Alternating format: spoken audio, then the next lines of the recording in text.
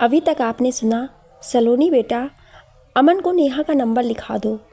वो नेहा का मुस्कान से भरा चेहरा देखकर संतुष्ट हो गए थे, पर सलोनी का गुस्सा चेहरे से ही झलक रहा था। वो समझ गए कि ये गुस्सा फ़ोन नंबर देने का है। अमन अब मुस्कुराकर उसकी तरफ देखने लगा था तो वो गुस्से से नंबर लिखाने लगी। आप बेहद खूबसूरत हो सलोनी जी, इस नाचीज को भी अपने दिल में याद रखिएगा।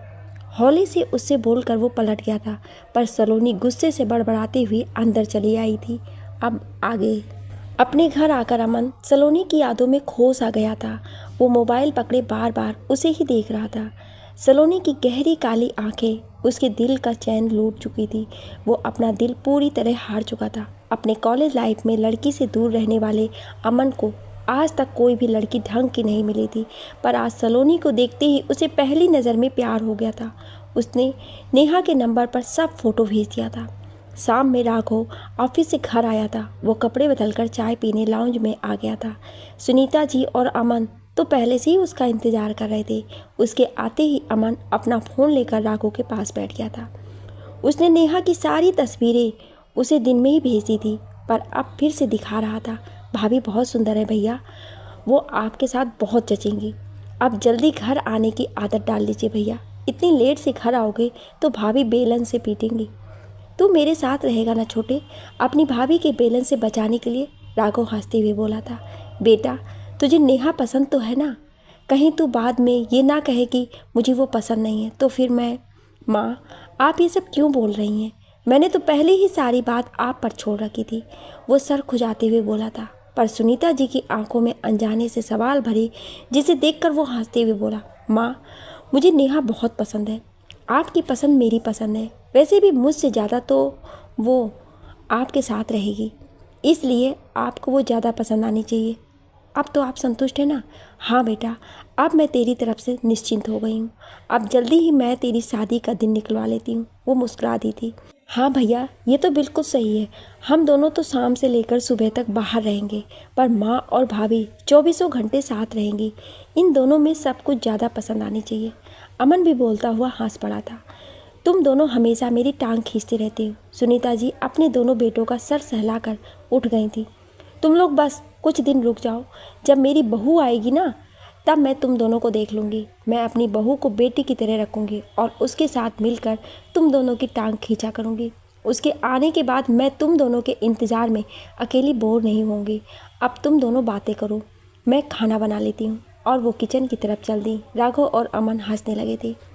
रात के खाना खाने के बाद वो दोनों बहनें अपने कमरे में बैठी हुई थी। नेहा अपनी होने वाली सास के दिए उपहारों को देख रही थी, पर सलोनी की आंखों में अभी भी अमन की बातें और हरकतों को याद कर गुस्सा आ रहा था। दीदी आपकी सास तो बहुत अच्छी है, पर आपका होने वाला देवर बहुत ही आवारा टाइप का है, किसी लोफर की तरह मेरी तरफ देख रहा था। सुना है सीनियर इंस्पेक्टर है, भला ऐसे पागल क्या अपराधियों को पकड़ेंगे। मेरा तो दिल चाह रहा था उसे एक थप्पड़ लगाऊं, पर पापा के कारण मन मार कर रह गई। सलोनी नेहा के कंधे पर सर रखकर बोली थी।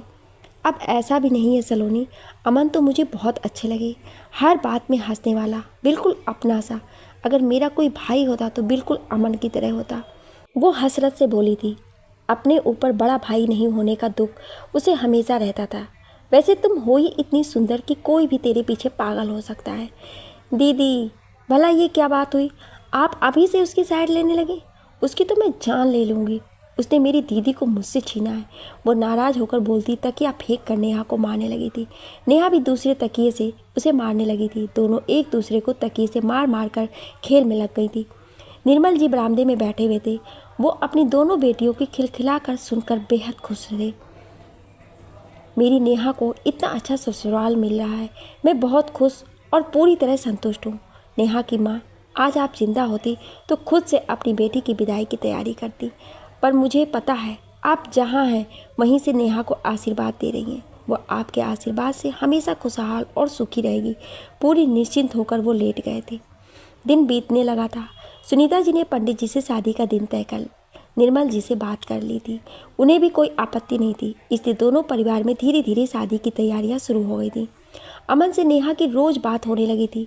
वो हमेशा उससे हंसी मजाक करता और राघव का नाम लेकर छेड़ता रहता। सलोनी उन दोनों की बातें सुनकर मन ही मन चिढ़ने लगी थी। फिर उसने एक तरीका निकाला। अब जब भी अमन का फ़ोन आता तो वो अपने फ़ोन में ईयरफोन लगाकर गाने सुनने लगती थी।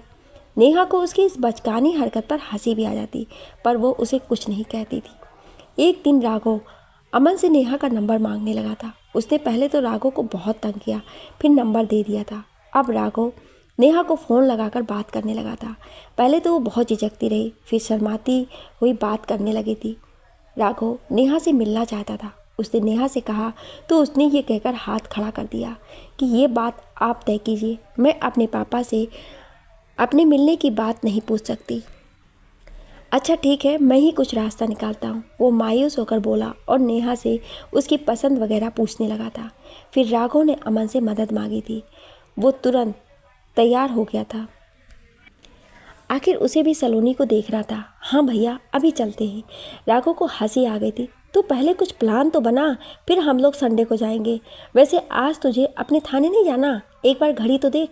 हे भगवान भैया, आप रोज़ मुझे देर करवा देते हैं। जा रहा हूँ मैं, समय मिलते ही फ़ोन करके भाभी से आपकी शिकायत लगाऊंगा। उनसे कहूँगा कि आकर जल्दी आपको संभालें और मुझे रोज़ की इस तरह लेट लतीफ़ी से बचा लें। अपना बैग और मोबाइल लेते हुए वो बाहर भागा था। राघव हंसते हुए अपनी तैयारी करने लगा था। वो एक सॉफ्टवेयर कंपनी का सीईओ था। अपने पापा के जाने के बाद उसने ही अपने भाई और माँ को संभाला था। उसका खुद का सपना पुलिस इंस्पेक्टर बनने का था, पर पापा के नहीं रहने से परिवार की माली हालत बिगड़ने लगी थी। ये देखकर उसने एक कंपनी में काम पकड़ लिया था। बॉस के साथ अच्छा काम करते रहने से आज वो अपने बॉस का चहेता बन बैठा और कुछ सालों बाद कंपनी का सीईओ बन चुका था। उसने अपने सपने को अमन की आंखों में बसा दिया, जिसका परिणाम वो आज एक सीनियर इंस्पेक्टर था। 4 दिन बाद रविवार आ गया था। अमन ने अपनी माँ को चुपके से राघव को नेहा से मिलाने की बात बता दी थी। उनको भी कोई ऐतराज़ नहीं था। अब दोनों भाई सज संवर कर नेहा से मिलने चल पड़े थे। अपने घर की लगातार बजती बेल सुनकर सलोनी गुस्से से गेट खोलने आई थी, पर अमन को देखकर चिढ़ उठी थी। हेलो सलोनी जी, कैसी हैं आप? मुझे पहचाना? मैं अमन, आपकी दीदी का होने वाला देवर अमन, और ये है मेरे भैया राघव, आपके होने वाले जीजा जी। वो दांत निपोड़ते राघव से परिचय कराते बोला था। अरे जीजा जी, आप आइए ना। अमन की बातों से लाल भभूका हुई सलोनी राघव को पहचानकर खुश होती अंदर आने बोली थी। सबसे अच्छी बात सबसे अंत में बताने की आदत है आपकी क्या? कैसी हो सलोनी? नेहा से हमेशा तुम्हारी बात होती रहती है। राघव मुस्कुराकर घर के अंदर आने लगा था। अरे कहाँ रह गई? दरवाजे पे कौन है सलोनी? नेहा देर होने पर उसे देखने आ गई थी। आप आ गए? वो शर्म से डूबी बोली और अंदर भाग गई थी। उसे पता था कि राघव उससे मिलने आएगा, पर इतनी जल्दी उसके आने की नेहा को उम्मीद नहीं थी। अरे भाभी, ये क्या बात हुई? मैं आया और आप भाग रही हैं?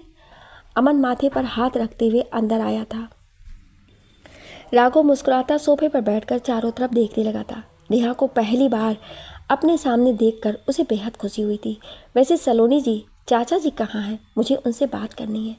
आप दोनों बैठिए, मैं पापा को बुलाती हूँ। सलोनी बोलती हुई अंदर चली गई थी। कुछ ही देर में निर्मल जी और वो दोनों बातों में व्यस्त हो गए थे। सलोनी उन दोनों के लिए नाश्ता और चाय लाई थी, पर नेहा बाहर नहीं आई। अच्छा बेटा, आप लोग बैठिए, मैं बाजार से कुछ सामान लेकर आता हूँ। निर्मल जी बोलते हुए उठ खड़े हुए थे। चाचा जी, आपको कहीं जाने की ज़रूरत नहीं है। मैं और भैया इधर से निकल रहे थे तो सोचा कि आपसे मिलता चलूं। आखिर आपको भी तो अपने दामाद को देखने की इच्छा होगी। इस बहाने मैं अपनी भाभी से मिलता चलूँगा। उनका हाथ पकड़कर वो बैठाते हुए बोला था। आपने बिल्कुल ठीक किया बेटा, ये आपका अपना ही घर है। चाचा जी, आज तो रविवार है, मैं चाहता था हम सब लोग फिल्म देखने चलें। इस बहाने थोड़ा घूमना भी हो जाएगा और भैया मेरी भाभी से उनकी कुछ पसंद नापसंद भी जान लेंगे। अमन बहुत हिम्मत करके बोला था। अरे बेटा, मैं बूढ़ा आदमी तुम जवानों के साथ कहाँ जाऊँगा, तुम लोग चले जाओ। इसे वो राघव की इच्छा समझकर बोली थी। ठीक है चाचा जी, तो हम लोग 3 से 6 का शो देखेंगे। सलोनी जी, हम लोग बात करते हैं। आप तब तक मेरी भाभी के साथ तैयार होकर आ जाइए, वो चहकते हुए बोला था। मैं दीदी को तैयार कर देती हूँ, पर मैं नहीं जा पाऊँगी, मुझे फिल्में अच्छी नहीं लगती हैं, वो गुस्से से अमन को घूरते बोली थी। उसके ऑर्डर भरे लहजे पर सलोनी का दिल जल उठा था। सलोनी बेटा, तुम्हारी बहन को अकेले में अच्छा नहीं लगेगा, जाकर तू तैयार हो जा। पापा बहुत दिनों से घर की सफाई भी नहीं हुई है, अब दीदी तो कुछ दिन की मेहमान ठहरी तो सारा काम मेरे ही जिम्मे है, इसलिए अभी दीदी को भेज देती हूँ, फिर मैं सारा घर साफ कर दूँगी। सलोनी साफ सफाई कल से कर लेना, आज तुम हमारे साथ चलो। मेरी भी इच्छा है कि तुम अपनी दीदी के साथ रहो। उसकी बात सुनकर राघव को बीच में बोलना पड़ा था। सलोनी चुप हो गई थी। वो अपने पापा की तरफ देखने लगी थी, जो नाराज़ होकर उसे देख रहे थे। ठीक है जीजा जी, मैं आपकी बात मान लेती हूँ। आप लोग बातें कीजिए, मैं दीदी को लेकर आती हूँ। वो अमन की खिलती नज़रों को इग्नोर करती बोली और कमरे की तरफ चल पड़ी। अपने आवारा लोफर देवर को संभाल कर रखना दीदी, वरना उसके दांत तोड़ दूंगी। आज उसकी जिद की वजह से मुझे जाना पड़ रहा है। सलोनी अपनी भड़ास नेहा के पास निकालती तैयार होने लगी थी। बस बस, अब ज़्यादा फिलॉसफी मत झाड़। पापा ने कहा है ना, और वो भी तो बोले हैं। इसमें अमन बेचारे की जिद कहाँ से आती है? ओहो, क्या बात है दीदी, वो अभी तो मुलाकात भी नहीं हुई है और तुम तो जीजा जी की तरफदारी करने लगी। नेहा को गुदगुदी लगाते वो परेशान करने लगी थी। हाँ हाँ, अब सब कुछ तुम्हारे उनके की मर्जी से ही तय होगी। अरे सलोनी, अब बस कर, मुझसे बर्दाश्त नहीं हो रहा है। तो वो बिस्तर पर लोटपोट होने लगी थी। चल ठीक है, तब मत जा, मैं उनको फ़ोन कर देती हूँ कि हम लोग नहीं जा पाएंगे। कितनी हिम्मत करके उन्होंने ये प्रोग्राम बनाया और तू है कि इतनी भाव खा रही है। अगर तू नहीं गई तो मैं अकेले कैसे जाऊँगी? वो मुंह बनाते हुए अपना फ़ोन उठाने लगी थी। दीदी, अपना ये इमोशनल ड्रामा बंद करो। चल तो रही हूँ ना, तुम बस एक उपकार करना मुझ पर। अपने उस दिलचस्पे देवर से कह देना कि मुझसे दूर रहे। उसका हाथ पकड़कर बिस्तर से खींचती हुई सलोनी बोली थी। मैं कोशिश करूंगी नेहा, पर तू भी अमन से लड़ाई मत कर लेना, वरना राघव जी सोचेंगे मैं भी तुम्हारी तरह उनसे झगड़ा करूंगी। मासूमियत से नेहा बोली तो सलोनी फिर उसे गुदगुदी लगाने लगी थी। अरे भाभी, यहीं हंस बोलकर सारा टाइम बिता देंगी क्या? बाहर आइए ना, अमन गेट के बाहर से चिल्लाया था। अब चलो, तेरा लोफर देवर उतावला हो रहा है। सलोनी मुंह बनाते हुए अपना दुपट्टा उठाते हुए बोली थी। पर्पल कलर के पटियाला सूट पर नीला दुपट्टा, आंखों में हल्का सा काजल, बालों की लंबी चोटी बांधे सलोनी बेहद खूबसूरत लग रही थी। अमन उसे चोर नज़रों से देखने लगा था। नेहा भी लाल कुर्ती सलवार पर काला दुपट्टा लिए सजी बेहद सुंदर लग रही थी। राघव ने एक बार नेहा को देखकर अपनी नज़रें घुमा ली थी। अच्छा चाचा जी, हम निकलते हैं, हमें आते आते 8 साढ़े 8 बज जाएंगे। राघव धीरे से बोला था। हम आपका खाना पैक करा कर लेते आएंगे चाचा जी, इसलिए आप चिंता मत कीजिएगा। अमन ने टुकड़ा जोड़ा था। निर्मल जी हंसने लगे थे। अरे बेटा, तुम लोग घूम कर आओ, मेरी बेटियां मेरा पूरा ख्याल रखती हैं, इसलिए मुझे अपने खाने की कोई चिंता नहीं है। वो अमन से बोले थे। सलोनी बेटा, खुशी से दीदी के साथ घूमना और कोई लड़ाई मत करना। जी पापा, वो नाराज़ सी बोलकर उनके साथ निकल पड़ी थी। गाड़ी में राघव और नेहा आगे बैठे थे। सलोनी के साथ अमन पीछे की सीट पर बैठा था। वो लोग सिनेमा हॉल पहुंचे थे। अमन टिकट कटा लाया था। फिल्म देखने के समय भी अमन राघव और नेहा को एक साथ बैठाकर खुद सलोनी के पास बैठ गया था। सलोनी ये देखकर चिढ़ गई थी। वो दोनों फिल्म तो देख नहीं रहे थे, बस धीरे धीरे बातचीत ज़्यादा कर रहे थे। ये देखकर सलोनी को हंसी आने लगी थी। फिल्म ख़त्म होने के बाद वो सब रेस्टोरेंट गए थे। वहाँ अमन ने अपनी पसंद से सबके लिए खाने का ऑर्डर किया था। उसने सलोनी के मना करने के बावजूद भी निर्मल जी के लिए खाना पैक करा लिया था। भैया, वो देखिए, वहाँ मॉल है। आप भाभी से पहली बार मिले हैं, उन्हें कुछ गिफ्ट तो दे दीजिए। अमन को गाड़ी में बैठते ही ख्याल आया था। ये तो बिल्कुल सही बात है अमन, ठीक है, हम मॉल चलते हैं। वो गाड़ी घुमाने लगा था। मुझे गिफ्ट की ज़रूरत नहीं है राघव जी, प्लीज़ आप घर ले चलिए, हमें लेट होगी तो पापा को चिंता हो जाएगी। नेहा घबरा कर उसे मना करने लगी थी, पर वो मुस्कुरा कर उसकी बात नहीं माना और कुछ ही देर में वो चारों मॉल के अंदर खड़े थे। सलोनी, तुम अमन के साथ अपने लिए कुछ पसंद करो, तब तक मैं तुम्हारी दीदी को कुछ गिफ्ट पसंद करवाता हूँ। वो नेहा का हाथ थामकर मॉल के दूसरे सेक्शन की तरफ जाते हुए बोला था। अमन की तो निकल पड़ी थी, पर वो अपने बेताब दिल को शांत करता सलोनी के साथ घूमने लगा था। सलोनी गुस्से से भरी केवल यहाँ से वहाँ घूमती रही। वो कोई भी सामान देखती और अच्छा नहीं है बोलकर रख देती। अमन परेशान हो गया था। सलोनी जी, आप कुछ तो अपने लिए पसंद कर लीजिए, वरना भैया मुझसे सवाल करेंगे। बेचारा अमन हार कर बोल उठा था। मुझे कुछ नहीं चाहिए, मेरे पास सब कुछ है। वैसे भी मुझे कुछ पसंद नहीं आ रहा है। सबके पास सब कुछ होता है सलोनी, पर कोई प्यार से कहे तो ले लेना चाहिए। आओ, मैं तुम्हें कुछ सुंदर फ्लावर दिखाता हूँ। बोलता हुआ वो सलोनी को एक डेकोरेशन सेक्शन की तरफ ले गया था। इन फूलों को देखो, ये तुम्हें ज़रूर पसंद आएंगे। तुम इनमें से कुछ पसंद कर लो। वैसे ये फूल कितने सुंदर है ना सलोनी, बिल्कुल तुम्हारी तरह। मुझे इस तरह का मजाक बिल्कुल भी पसंद नहीं है, समझे मिस्टर अमन सिंह। वो भड़क उठी थी। क्या तुम ऐसे ही सबसे बात करती हो? वो थोड़ा नाराज़ सा बोला था। नहीं, फिर मुझसे ऐसे क्यों बोलती हो? प्लीज़ मुझसे ऐसे गुस्से से बात मत किया करो। अमन उदास होकर बोला और किनारे खड़ा हो गया था। सलोनी ने एक फ्लावर फ्लास्क पसंद कर लिया था। वो लेकर मुड़ी तो अमन को मुंह लटका कर खड़े पाई थी। उसे अपने सख्त बोली पर बुरा लगने लगा था। सॉरी अमन जी, मैंने कुछ ज़ोर से बोल दिया था। उसके पास जाती हुई वो धीरे से बोली थी, ये फ्लास्क मुझे अच्छा लगा। अब चलिए इसका पेमेंट करते हैं। सलोनी रुको, मुझे कुछ कहना है तुमसे। उसने सलोनी का हाथ पीछे से थाम लिया था। वो चौंक कर पलटी थी तो अमन उसके सामने घुटनों के बल बैठा हुआ था। उसने अपनी मुट्ठी में बंद एक सोने की अंगूठी सलोनी की अनामिका उंगली में पहना दी थी। मैं तुमसे बहुत प्यार करने लगा हूँ सलोनी। अब तुम्हारे बिना मेरा जीना नामुमकिन है। प्लीज़ मुझे ना मत बोलना, मैं तुम्हारे बिना जी नहीं पाऊँगा। आई लव यू सलोनी। हजारों ख्वाहिशों को अपनी आवाज़ में समेट कर वो बेहद जज्बात से भरे स्वर में बोल रहा था। सलोनी अचानक अमन के इस हरकत से गुस्से से तिलमिला उठी थी। वो सबको अपने चारों ओर जमा होते देख अपना हाथ खींचने लगी थी, पर अमन ने बहुत मजबूती से उसका हाथ पकड़ रखा था। पहले हाँ बोलो सलोनी। देखिए अमन जी, आप अच्छे होंगे पर मैं आपको पसंद नहीं करती, इसलिए आप ये ख्याल छोड़ दीजिए कि मैं आपसे प्यार करूँगी। दीदी का ख्याल है इसलिए अच्छे से समझा रही हूँ, वरना अभी तक आपके गाल लाल कर चुकी होती।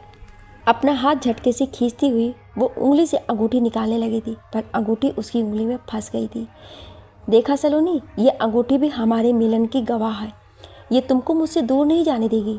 हंसकर वो खड़ा हो गया था। आप लोग क्या देख रहे हैं भाई? अपना काम कीजिए जाकर। हम यहाँ आपके मनोरंजन के लिए नहीं आए हैं। वो चारों तरफ घूमकर बोला तो भीड़ छटने लगी थी। उसी समय नेहा और राघव भी मुस्कुराते हुए आए थे। अमन उन दोनों को देखकर बोलने लगा था, तो आप दोनों की मार्केटिंग हो गई? अब घर चले, चाचा जी इंतज़ार कर रहे होंगे। हाँ हाँ, तेरी भाभी को मैंने गिफ्ट दिला दिया है, और ये तुम्हारे लिए सलोनी। ये मेरी तरफ से एक गिफ्ट है। इसमें घड़ी है जो यकीनन तुम्हें पसंद आएगा। राघव ने एक पैकेट उसकी तरफ बढ़ाए थे, जिसे सलोनी ने चुपचाप थान लिया था। अरे पहली बार जीजा जिसे गिफ्ट मिला है, थैंक्स तो बोल दो साली साहिबा। राघव हंसते हुए बोला था। थैंक्स जीजा जी। वो धीरे से बोलती अपनी नजरें झुका ली थी। उसे अमन की हरकत उन दोनों को चीख चीख कर बताने का दिल कर रहा था, पर लोगों की भीड़ में वो अब और तमाशा नहीं बनना चाहती थी, इसलिए अपने आंसू भरी पलकों को नीचे झुकाकर बेआवाज़ रोती थी।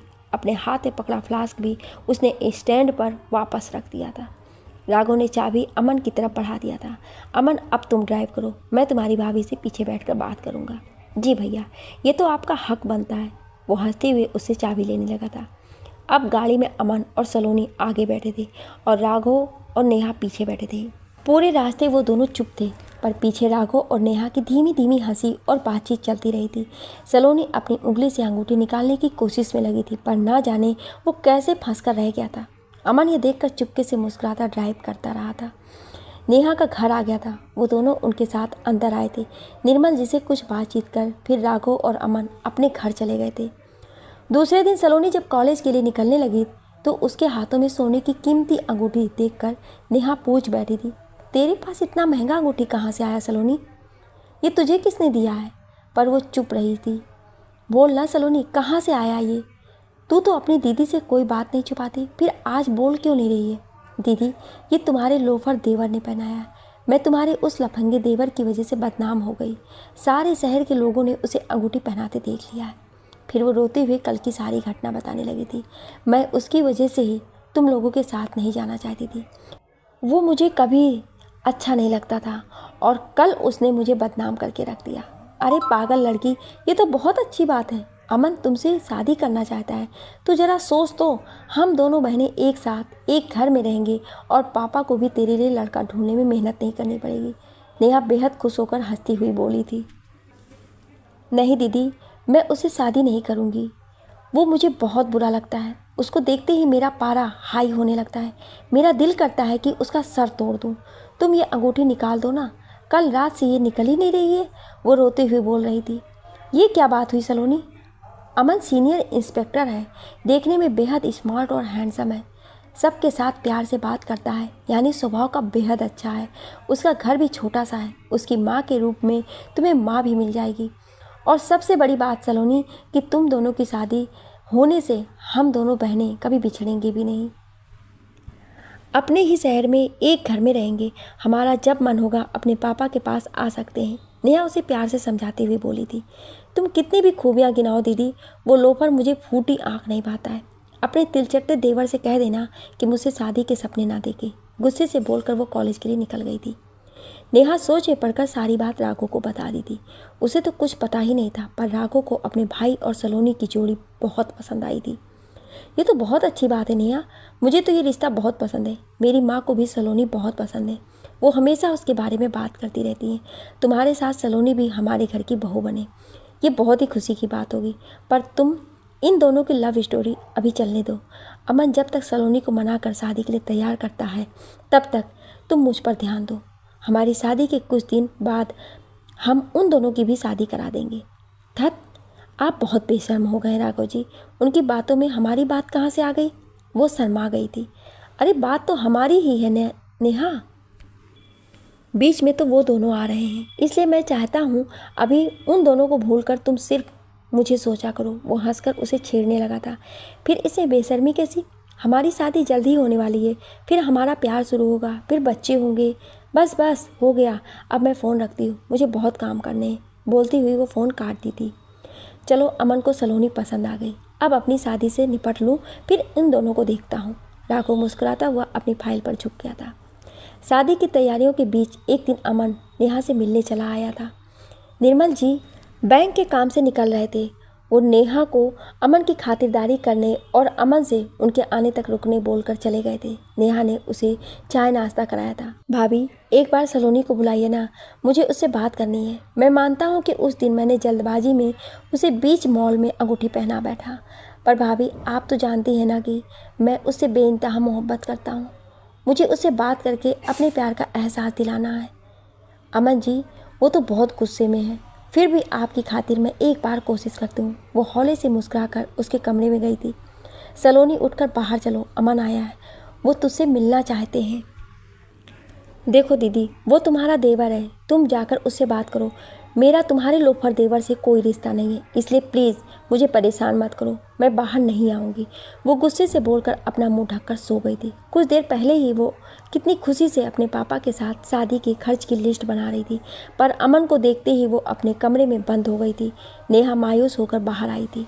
अमन जी, वो नहीं आएगी। मैंने बताया था ना कि वो बहुत गुस्से में है। मैंने बहुत समझाया, पर वो उसे सलोनी के व्यवहार से बहुत बुरा लग रहा था।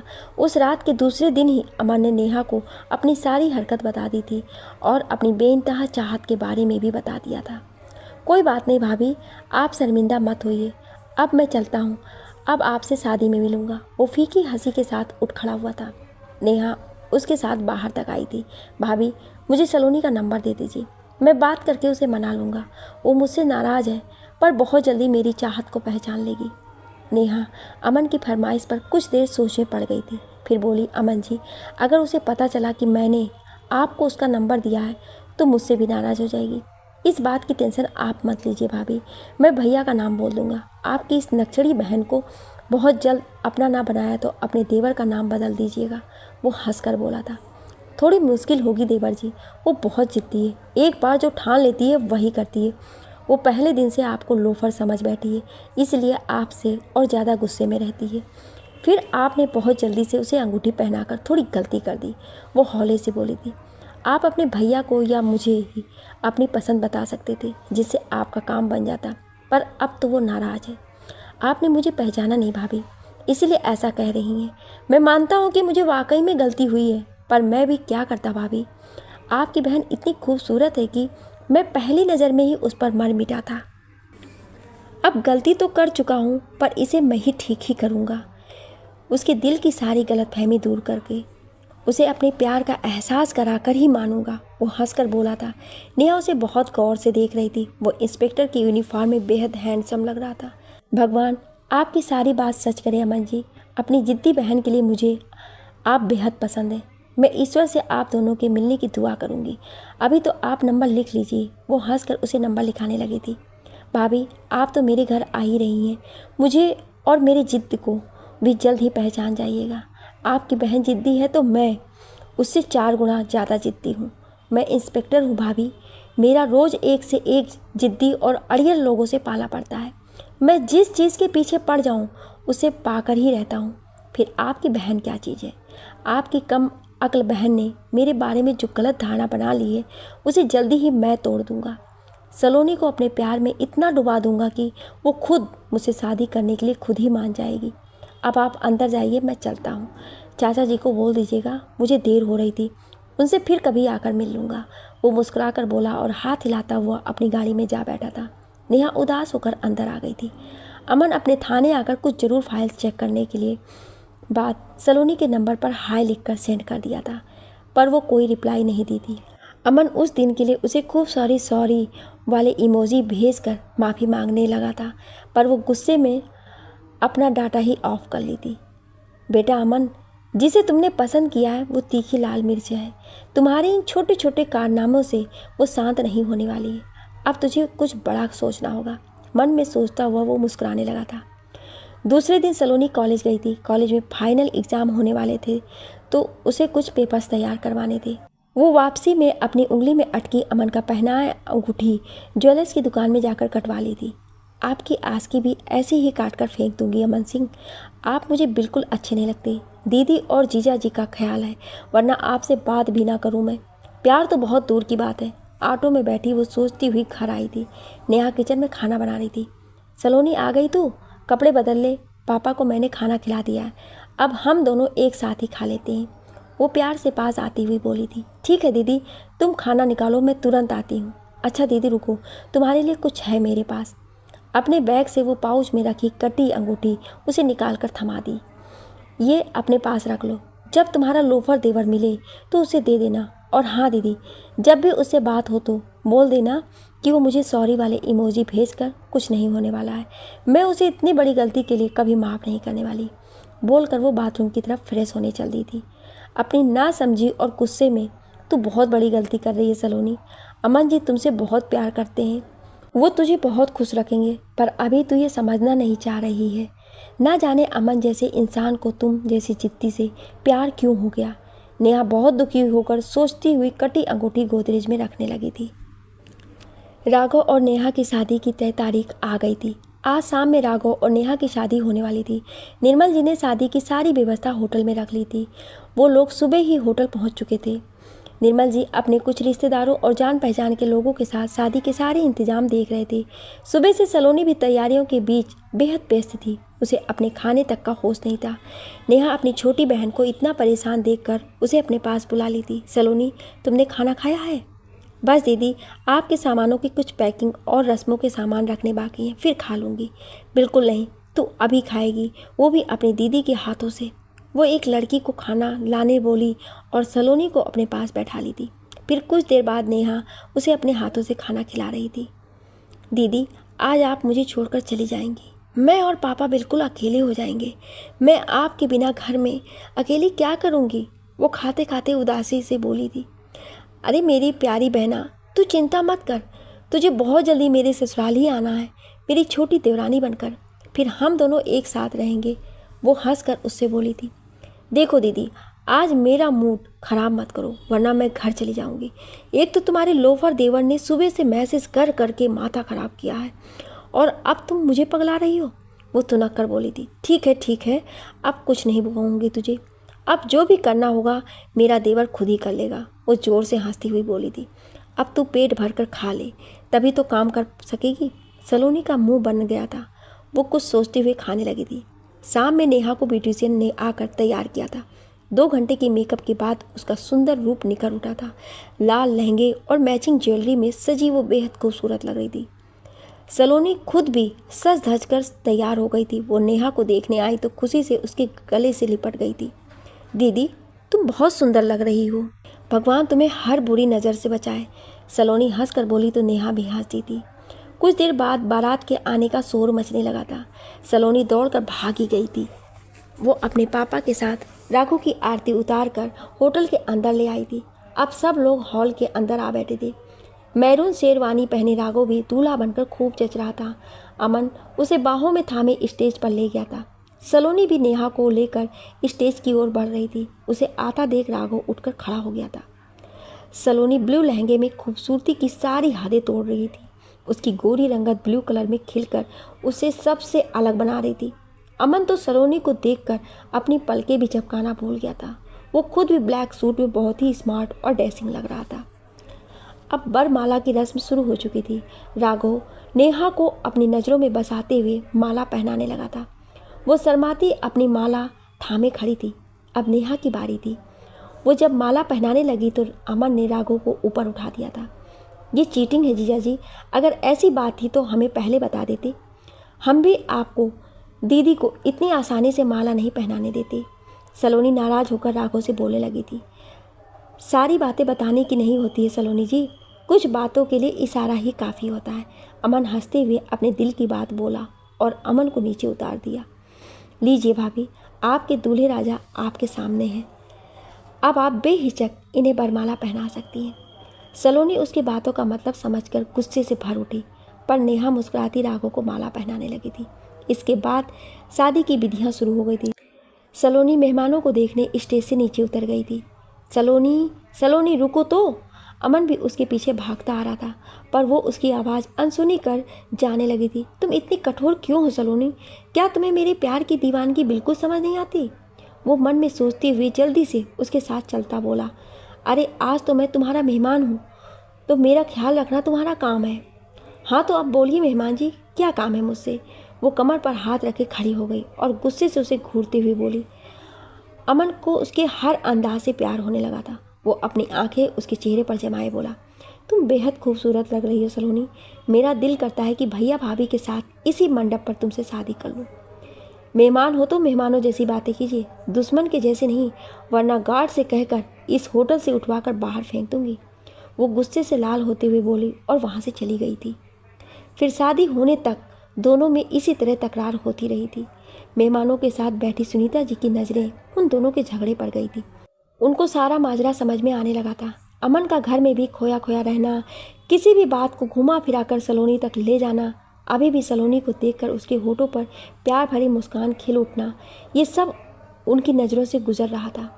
सलोनी तो उनको भी बहुत पसंद थी। वो नेहा और सलोनी की खूबसूरती और शांत व्यवहार से बेहद प्रभावित थी। उन दोनों की नोक झोंक से वो एक फैसला करती शादी देखने लगी थी। शादी हो जाने के बाद नौ दंपत्ति निर्मल जी और सुनीता जी के साथ सभी मेहमानों का आशीर्वाद लेने लगे थे।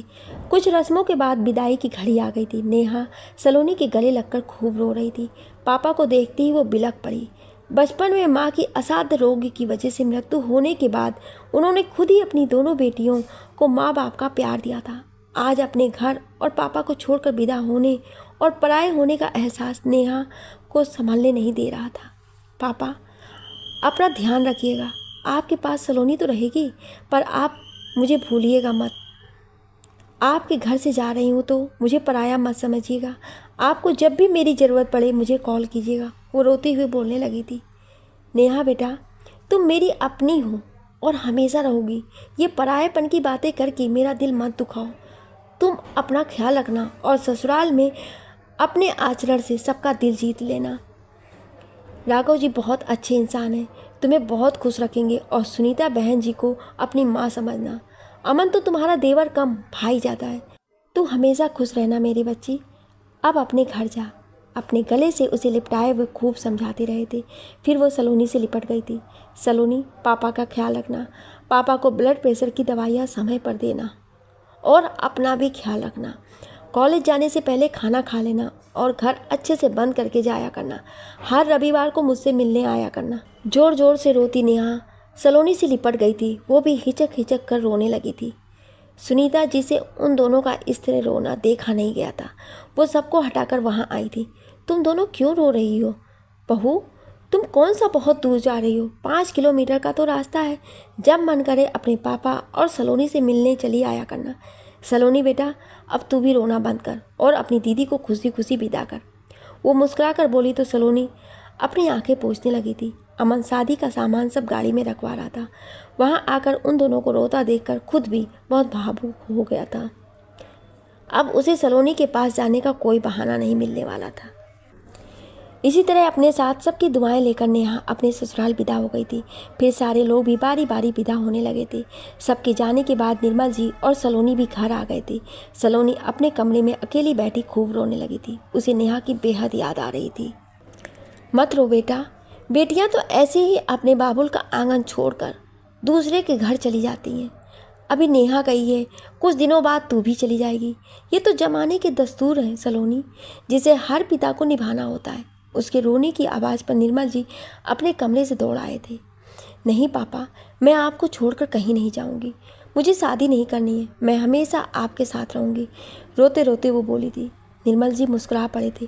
ठीक है, तुम मत करना शादी, अब सुबह होने वाली है, चल हम लोग कुछ देर सो जाते हैं, फिर कल जाकर मुझे होटल का हिसाब किताब भी करना है। ठीक है पापा, आप कमरे में जाकर सो जाइए, मैं भी ये भारी ड्रेस चेंज करके सो जाती हूँ। वो अब चुप हो गई थी। उसे संभला देखकर निर्मल जी उसके माथा सहलाकर बाहर निकल गए थे। अब निर्मल जी और सलोनी दोनों कॉलेज चले जाते थे और घर बंद रहता था। निर्मल जी जिस कॉलेज के प्रिंसिपल थे, सलोनी वहीं अपनी दोस्त नीलू के साथ प्रोफेसर थी। दोनों के दिन रात एक जैसे थे, पर सलोनी को अमन मैसेज करके परेशान करता रहता था। वो उसे अपनी चाहत का एहसास कराना चाहता था, पर वो इससे चिढ़ती रहती थी। इन्हीं दिनों एक दिन नेहा घर आई। उसके साथ राघव और सुनीता जी भी आए थे। अमन पुलिस स्टेशन में अपनी ड्यूटी पर था। सलोनी उन सबको अचानक देखकर खुशी से उछल पड़ी थी। सबको चाय नाश्ता कराने के बाद सलोनी नेहा और राघव को कमरे में बैठा आई थी। अब उसे सबके लिए खाना बनाना था। सुनीता जी और निर्मल जी लाउंज में बैठे हुए थे। वो कुछ सोच रही थी। निर्मल जी उन्हें विचारों में खोया देखकर पूछना चाहते थे कि वो बोल पड़ी थी। भाई साहब, नेहा ने मेरे पूरे घर को संभाल लिया है। वो तो मुझे पानी तक खुद से लेने नहीं देती है। मैं बहुत खुश नसीब हूँ जो ऐसी बहू के रूप में बेटी मिली है। निर्मल जी मुस्कुरा देते हैं।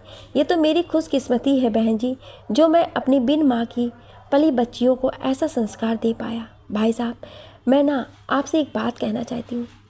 कहना नहीं बल्कि मांगना चाहती हूँ, सुनीता जी संकोच से बोली थी। हाँ हाँ बहन जी, बोलिए ना, मुझसे जो भी संभव है मैं ज़रूर करूँगा। भाई साहब, मैं अपने अमन के लिए सलोनी का हाथ मांगती हूँ। आपको आज ना कल सलोनी की शादी करनी ही है तो मेरा अमन भी अच्छा लड़का है और मुझे पूरा यकीन है कि वो सलोनी को बहुत खुश रखेगा। उसने इशारों इशारों में मुझे बता दिया है कि वो सलोनी से प्रेम करता है। आपकी दोनों बेटियां एक ही जगह रहेंगी तो आप भी निश्चिंत रहेंगे। वो मुस्कुराती बोली थी। निर्मल जी सोच में पड़ गए थे। ना ना भाई साहब, मना मत कीजिएगा, हम लोग आज बड़ी उम्मीद के साथ यही बात करने आए थे। बहन जी, मैं मना नहीं कर रहा हूँ, अमन तो बहुत अच्छा लड़का है। मुझे खुशी हो रही है कि मेरी बेटियों को इतना अच्छा रिश्ता मिल रहा है। ठीक है, मुझे ये रिश्ता मंजूर है, वो खुशी से बोले थे। किचन में काम करती सलोनी बाहर से अपने पापा और सुनीता जी की बातचीत सुनकर दंग रह गई थी। उसे अपने पापा और अमन दोनों पर बेहद गुस्सा आ रहा था। अच्छा, तो अब तुमने अपनी माँ को भी इस प्लान में शामिल कर लिया है? अरे नेहा, राघव यहाँ आओ। सुनीता जी खुशी से उन दोनों को आवाज़ देने लगी थी। वे दोनों दौड़े आए थे। राघव, भाई साहब ने अमन और सलोनी का रिश्ता मंजूर कर लिया है। अब आज हम अमन को ये खुशखबरी देकर बिल्कुल ही चौंका देंगे। नेहा बेटा, तुमको क्या हुआ? तो इस रिश्ते से खुश नहीं है क्या? निर्मल जी नेहा का सपाट चेहरा देखकर पूछ बैठे थे। पापा, ऐसी बात क्यों होगी? वो नाराज़ होती उनके पास जा बैठी थी। राघव भी बैठ गया था। मैं तो अपनी बहन को देवरानी बनाकर बहुत खुश रहूँगी, पर आप एक बार सलोनी से पूछ लेते। किचन में खड़ी सलोनी के कान खड़े हो गए थे। उसे अपने पापा पर बहुत भरोसा था कि वो उसकी मर्जी के बिना कुछ तय नहीं करेंगे। नेहा की बात सुनकर उसे अपनी बहन पर बहुत प्यार आने लगा था, जो अपने देवर की इच्छा जानकर भी अपनी बहन के बारे में सोच रही थी। पर अपने पापा का जवाब सुनकर उसे गहरा धक्का लगा था। अरे, उससे पूछने की क्या ज़रूरत है? तुम्हारी शादी भी तो मैंने ही तय की थी ना, तो बता कि तू खुश नहीं है क्या? वो हंस कर बोले तो नेहा चुप होकर उन्हें देखने लगी थी। सलोनी भी मेरी जिम्मेदारी है नेहा, मैं उसकी भलाई सोच कर ही अमन से उसका रिश्ता तय कर रहा हूँ और मुझे पूरा यकीन है कि वो मेरे तय रिश्ते को कभी इनकार नहीं करेगी। वैसे तुझे ऐसा क्यों लगा कि मुझे सलोनी से पूछना चाहिए? पापा, मैं बहुत खुश हूँ। माँ और राघव जी के साथ साथ अमन जी भी बहुत अच्छे हैं। मेरी बहन मेरे पास रहेगी तो मुझे भी बेहद अच्छा लगेगा। वो खुशी से अपनी बात बोलती निर्मल जी के गले लग गई थी, पर उसकी आंखें किचन से झांकती सलोनी को देख चुकी थी। तो अब बता, कोई दिक्कत तो नहीं होगी सलोनी को ना? वो मेरे फैसले पर इनकार नहीं करेगी ना? उनका सवाल अभी भी वही था। नेहा सलोनी की तरफ देखने लगी थी। वो अपने पापा का उस पर इतना भरोसा देखकर नेहा को आंखों के इशारे से कुछ भी बोलने से मना करने लगी थी। नेहा मन ही मन बेहद खुश हो गई थी। नहीं पापा, कोई दिक्कत की नहीं होगी। अमन जी सलोनी को बहुत खुश रखेंगे। आपने जो फैसला किया है बिल्कुल सही है। आप हमारे पापा हैं। जो भी हमारे लिए अच्छा होगा हमें वही देंगे। आप निश्चिंत होकर माँ को इस रिश्ते के लिए हाँ कर दीजिए। सुनीता जी और राघव काफ़ी खुश हो गए थे, क्योंकि वो दोनों भी अमन का सलोनी के प्रति गहरा प्रेम जान चुके थे। सभी बेहद खुश थे सिवाय सलोनी के। वो बहुत दुखी हो गई थी। उसकी आंखें भर आई थी, पर वो अपने पापा का सम्मान गिराकर नहीं जी सकती थी। अपनी बेबसी पर वो आंसू पोंछती तेजी से खाना बनाने लगी थी। नेहा किचन में जाकर उदास सलोनी को गले लगाकर बोली थी, पापा बहुत खुश हैं सलोनी। तूने इस शादी से इनकार नहीं करके उनकी खुशियाँ दुगनी कर दी है। मैं भी बहुत खुश हूँ। तू खुश है ना? आप सबको मेरी खुशियों की चिंता करने की ज़रूरत नहीं है दीदी। अपनी बेटी होने का फ़र्ज़ निभा सकती हूँ तो इस शादी को भी अपनी जिम्मेदारी मानकर निभा लूँगी। नाराज़गी से बोलती हुई वो रोटियाँ सेकने लगी थी। नेहा समझ गई थी कि वो शादी के लिए तैयार है। बस उदास है कि पापा ने एक बार भी उसकी मर्जी नहीं पूछी थी। वो फ्रिज से मिठाई निकाल कर सबको खिलाने ले गई थी। फिर वापस किचन में आकर सलोनी के मुँह में एक टुकड़ा खिलाने लगी थी। अपनी ये खुशी अपने लाडले देवर को दिखाना दीदी। इस शादी से मुझे कोई खुशी नहीं है। आज तू मुझसे नाराज़ है सलोनी, पर एक दिन आएगा जब तू अमन के प्यार में ऐसी डूबेगी कि तेरा उबरना मुश्किल हो जाएगा। तो खुद मुझे धन्यवाद देती नहीं थकेगी। वो हंसी थी। ऐसा कभी नहीं होगा। तुम लोग खुशी से ये शादी करवाओ, पर मैं खुश नहीं हूँ। मैं तो तुम्हारे उस चहेते का जीना मुहाल करके रख दूँगी। उसे बड़ा शौक़ है ना मुझे अपनी पत्नी बनाने का। उससे कह देना मैं उसकी ज़िंदगी सड़े आलू टमाटर की तरह बना कर रख दूँगी। वो गुस्से से बोली थी। नेहा खिलखिलाकर हंसी थी। वो सब कुछ संभाल लेगा सलोनी, तुम्हें भी और तुम्हारे सारे अत्याचार को भी। बस एक बार तुम उसकी ज़िंदगी में शामिल होकर तो देखो। उसने अपने प्यार से तुम्हारे अंदर प्यार का समंदर ना भर दिया तो कहना। सलोनी गुस्से से मुंह फेर ली थी। फिर दोनों बहनों ने सबको खाना खिलाया था। अब वो लोग विदा होने वाले थे। सुनीता जी नेहा से बोली थी, बहू सलोनी को बुला लाओ, जरा उसे जी भर कर देख लो। नेहा अंदर से सलोनी को खींच कर ले आई थी, पर सलोनी की फूली आंखें देखकर निर्मल जी चौंक पड़े थे। क्या हुआ सलोनी, तुम रोई क्यों हो? पापा आप फिक्र मत कीजिए, ये शादी करके आपसे दूर चली जाएगी ना, इसलिए बस उदास हो गई है। नेहा ने बात को संभाल लिया था। ओ सलोनी बेटा, तुमने तो मुझे डरा ही दिया था। बेटा अपनी बेटियों का अच्छे घर में शादी कराना एक पिता का सबसे बड़ा सपना होता है। हर पिता की तरह मेरा भी ये सपना जल्दी ही पूरा होने वाला है, इसलिए मैं बहुत खुश हूँ। वो मुस्कुराकर बोले थे। सलोनी उनकी आंखों का स्नेहिल प्रेम देखकर हौले से मुस्कुरा दी थी। उसे अपने शादी करने के फैसले पर शांति मिलने लगी थी। मैं जब नेहा को देखने आई थी तभी से तुम मुझे अपने अमन के लिए पसंद थी सलोनी। मैं तो तुम दोनों की शादी एक साथ ही करना चाहती थी, पर कोई बात नहीं, अब हम सब तुम दोनों की शादी धूमधाम से करेंगे। तुम मेरी छोटी बहू बनोगी। तुमने इस शादी के लिए हाँ करके मेरा दिल खुश कर दिया है सलोनी बेटा। मेरा प्यार हमेशा तुम दोनों बहनों के साथ रहेगा। सुनीता जी हंसकर बोली और उसका माथा चूम ली थी। ठीक है भाई साहब, अब हम लोग चलते हैं। जल्दी ही सगाई की रस्म कर लेंगे, फिर शादी कुछ दिनों के बाद करेंगे। ठीक है बहन जी, आप जैसा सोचें, मुझे मंजूर है। वो हंसकर बोले थे। नेहा अपने पापा और सलोनी से गले मिलकर भावुक होने लगी थी। राघव ने उन्हें प्रणाम किया और सलोनी का सर सहलाकर वो लोग लौट गए थे। तुमने अपनी जिद पूरी करने की ठान रखी है ना अमन सिंह, पर मैं तुम्हें कभी खुश नहीं होने दूंगी। अपने पापा को खुश देखने की खातिर मैं तुम्हारी ज़िंदगी में शामिल होने जा रही हूँ, पर तुम्हारे सारे ख्वाब और सारे सपने को तुम्हारी आंखों से नोच कर ना फेंक दिया तो मेरा नाम भी सलोनी नहीं। कमरे में बैठी वो बेहद गुस्से से सोची जा रही थी। अमन शाम में घर आया था। वो तीनों उसके इंतज़ार में ही लाउंज में बैठे थे। उसे देखते ही नेहा चाय बनाने के लिए उठ खड़ी हुई थी। देवर जी मुंह हाथ धोकर आइए, आपके लिए एक बहुत बड़ी खुशखबरी है। हुर्रे, मैं चाचू बनने वाला हूँ। बच्चों की तरह चिल्लाता वह उछलने लगा था। नहीं नहीं, ऐसी बात नहीं है देवर जी, ये कुछ दूसरी बात है। नेहा शर्माती सी बोली थी। राघव ने बड़े प्यार से उसके गालों पर आने वाली लाली को देखा था। अरे तू पहले फ्रेश होकर आ तो सही, बहू चाय के साथ मिठाई भी ले आना। सुनीता जी हंसकर बोली थी। ठीक है माँ जी, मैं अभी आई। बोलती हुई वो किचन में चली गई थी। अमन भी अपने कमरे की तरफ चल पड़ा था। कुछ ही देर में वो फ्रेश होकर आ गया था। हाँ तो भाभी, आप बताइए कौन सी ऐसी खुशखबरी है, अब मुझसे सब्र नहीं हो रहा है। नेहा मुस्कुरा कर राघव और सुनीता जी को नाश्ते की प्लेट पकड़ाती हुई बोली थी, मेरे पापा ने सलोनी की शादी तय कर दी है देवर जी। अब जल्दी ही उसकी मंगनी होने वाली है। हम लोग आज वहाँ गए थे, पर अपने सामने ही सब कुछ तय करवा कर आए हैं। हंसकर बोलती हुई नेहा उसके मुंह में मिठाई डाल दी थी। अमन के कान सुन्न पड़ गए थे। उसने अपने मुंह की मिठाई प्लेट में उगल दी और बड़ी मुश्किल से बोल पाया था, भाभी आप ये क्या कह रही हैं? आप तो सब बात जानती हैं ना, आपने उन्हें रोका नहीं। सुनीता जी और राघव मुस्कुराने लगे थे। अमन की हालत अब रोया तब रोया जैसी हो गई थी। नेहा को उस पर बहुत तरस आने लगा था। अब वो उसे परेशान करना छोड़कर हंसते हुए बोले, देवर जी आप ये शोक मनाना छोड़ दीजिए, क्योंकि मेरी सलोनी की शादी आपसे ही तय हुई है। मेरी बहन के होने वाले हस्बैंड आपको अपना प्यार और खुशी मुबारक हो। क्या सच में भाभी? वो खुशी से चीख पड़ा था। नेहा उसका सर सहलाकर मुस्कुराती थी। अमन ने उठकर अपनी माँ का हाथ पकड़ लिया और उसकी गोद में सर रखता बोला, बोलिए ना माँ, भाभी सच बोल रही है ना, या फिर से कोई मजाक कर रही हैं? प्लीज़ बोलिए ना, अब मुझसे बर्दाश्त नहीं हो रहा। हाँ मेरे बच्चे, तुम्हारी भाभी 100% सच बोल रही हैं। राघव की शादी में ही मैंने तुम्हारी आंखों में सलोनी के लिए प्यार देख लिया था। मैंने उसी समय सोच लिया था कि इन दोनों की शादी से निपट लूँ, तब निर्मल जी से तुम्हारे लिए सलोनी को मांग लूँगी। आज हम तीनों निर्मल जी के घर गए थे और वहाँ उनसे तुम्हारे लिए सलोनी का हाथ मांग लिया। उन्हें तुम दोनों की शादी मंजूर है। वो प्यार से मुस्कुराते हुए उसका सर सहलाने लगी थी। अमन खुशी से माँ के हाथों को चूमने लगा था।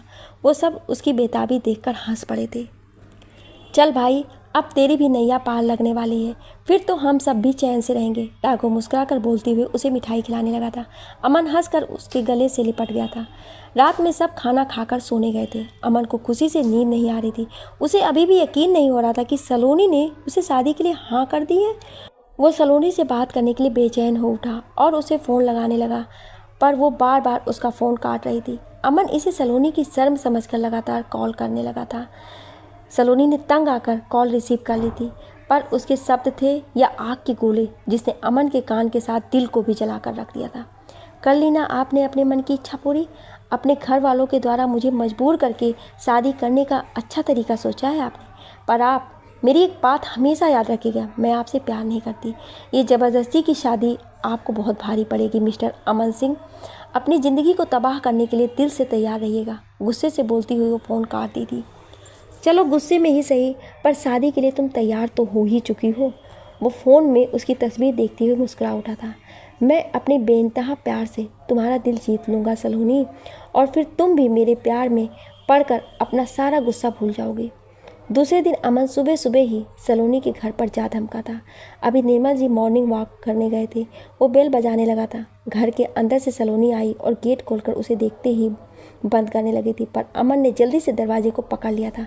उसने सलोनी को गेट बंद नहीं करने दिया और अंदर घुसने लगा था।